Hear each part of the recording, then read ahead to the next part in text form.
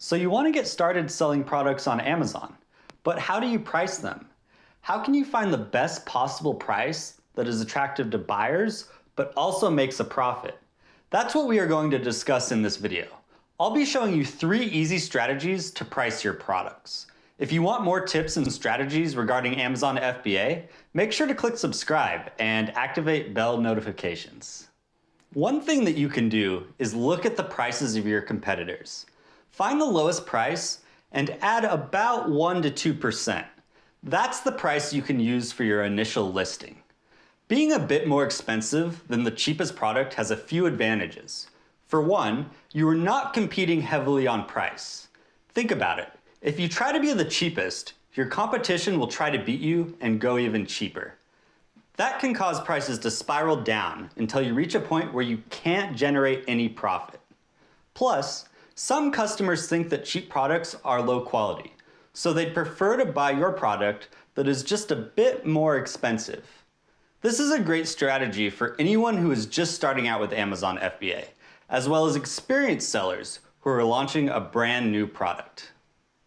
Now, in the first strategy, we talked about being a bit more expensive than your competition. But what if you do that and you don't sell anything for weeks? In this situation, you want to try to lower the price, but don't go cheaper than your competition. Instead, match their price.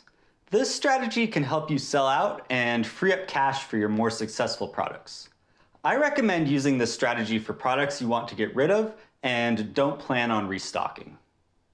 But what do you do if you're the only one who is selling a particular product? You can't necessarily use the strategies that we just talked about.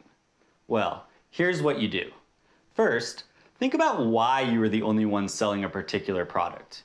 Did you find a winning niche? Or is it just a product that is unpopular right now because it's out of season, or maybe there's a new innovation in the market? Consider these things before you stock up on a product. Once you are confident that you want to move forward with the product, do these 3 things. First, monitor the historical price using Egrow's product tracker. Next, check eBay and other sites to see if anyone else is selling the product elsewhere. Finally, check Amazon for similar products. When you do these 3 things, you'll have a rough idea of how to price your product. You might need to experiment a bit, but it's better than starting with no data at all. Now, each of these strategies have their pros and cons. I'd personally recommend testing each of them to see which pricing structure works best for your business model.